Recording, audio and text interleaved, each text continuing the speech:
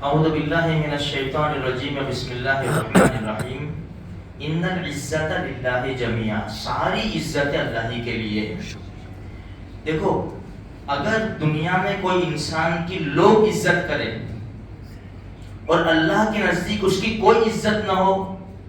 تو پھوٹی کوڑی کا بھی نہیں ہے، وہ کوئی کام کا نہیں ہے میرے بھائیوں۔ دنیا میں لوگ ذلیل سمجھے یا اس کی کم عزت ہو، لیکن اللہ رب العزت کی بارگاہ میں اس کی عزت ہو تو بڑا قیمتی آدمی ہے وہ۔ حدیث میں آتا ہے، حضرت ابو ہریرہ رضی اللہ تعالیٰ عنہ فرماتے ہیں کہ نبی کریم صلی اللہ علیہ وسلم نے ارشاد فرمایا کہ ایک مرتبہ حضرت موسیٰ علیہ نبی علیہ الصلوۃ والتسلیم نے اللہ سے سوال کیا، پوچھا اللہ سے، اے باری تعالیٰ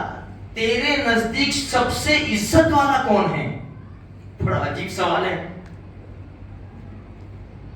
تو اللہ تبارک و تعالیٰ نے جواب دیا کہ جو انسان اس بات کی قدرت رکھتا ہو، طاقت رکھتا ہو کہ سامنے والے سے بدلہ لے سکتا ہے، وہ اس کے پاس طاقت ہے، پاور ہے، بدلہ لینے کی طاقت کے باوجود بغیر کسی غرض کے اس کو معاف کر دے، یہ میرے نزدیک بڑی عزت والا آدمی ہے۔ یہ خاص کر ہم مسلمانوں کے لیے میرے بھائیوں ہے، کیونکہ چھوٹی چھوٹی بات کے اوپر ہم دادا گیری کرتے ہیں،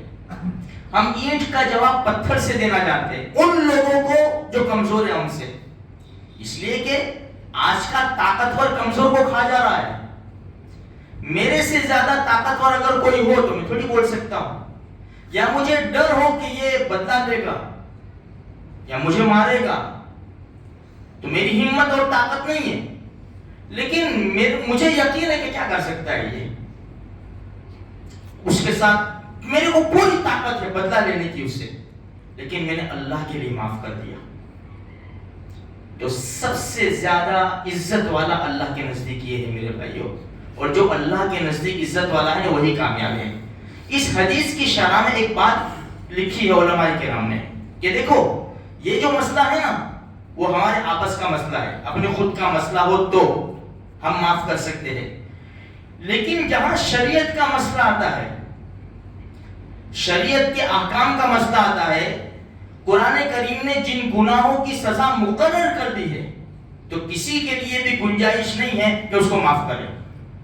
خود نبی کریم صلی اللہ علیہ وسلم کے بارے میں آتا ہے کہ اپنے بارے میں تو لوگوں کو معاف کیا، بہت معاف کیا، جن لوگوں نے پتھر برسائے، گالیاں دی، اللہ کے رسول ان کو معاف کرتے چلے گئے، لیکن جن سزا کا قرآن نے تذکرہ کیا، بھئی چوری کرو تو ہاتھ کاٹ دو، زنا کرو، بغیر شادی شدہ ہے اس کو 100 کوڑے لگاؤ، شادی شدہ ہے اس کو رجم کر دو، یہ جو سزا مقرر کی ہے یہ تو اللہ کا حکم ہے، اس کے اوپر ہمارے لیے گنجائش نہیں کہ معاف کریں۔ اسی لیے نبی کریم صلی اللہ علیہ وسلم نے گنہگاروں کو سزا دلوائی، سزا دی۔ بھئی ایک عورت نے چوری کی،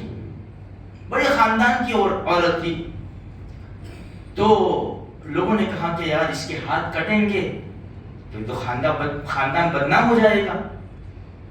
چلو اللہ کے رسول سے سفارش کرے کہ چھوڑ دے اس کو،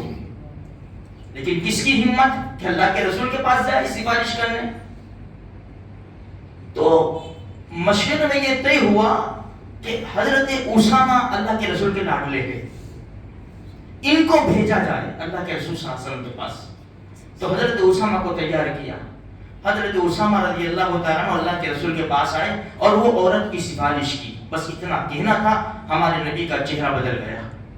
چہرے کا رنگ متغیر ہو گیا، ناراضگی کا اظہار فرمایا اسامہ، اللہ کی حدود میں سے ایک حد کے بارے میں تم بات کرنے آئے ہو، یہ عورت نہیں، اگر اس کی جگہ کے اوپر فاطمہ بنت محمد ہوتی تو میں اس کے بھی ہاتھ کاٹ دیتا۔ اسامہ تم سے پہلے قومیں اسی لیے ہلاک برباد ہو گئی کہ جو بڑے گناہ کرتے تھے، ہوتا ہے نا ہمارے وہاں بھی، بڑے گناہ کرتے تھے، کوئی جانتا ہے نہیں معاف کر دو، کوئی پوچھتا بھی نہیں ہے،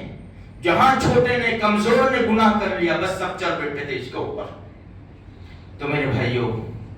اگر اللہ پاک نے ہم کو صلاحیت دی ہے، طاقت دی ہے، استعداد دی ہے، اگر کسی سے کچھ گناہ ہو گیا، کچھ ہمارے بارے میں کچھ کوتاہی ہو گئی اور ہمیں پورا یعنی طاقت ہے بدلہ لینے کا، پھر ہم نے معاف کر دیا، ہم اللہ کے نزدیک بڑے عزت والے ہو جائیں گے۔ یہاں بدلہ لینے سے کچھ بھی نہیں ہوگا، اگر بدلہ نہیں لیں گے لوگ کیا کہیں گے وہ چھوڑ دو، ہمیں تو اللہ سے عزت حاصل کرنی ہے۔ من تواضع للہ رفعہ اللہ، جو اللہ کے لیے اپنے آپ کو جھکائے گا اللہ اس کو بلند کرے گا۔ اللہ مجھے آپ کو سارے مسلمانوں کو دین کی باتیں اچھی طرح سننے اور اس پر عمل کرنے کی توفیق عطا فرمائے۔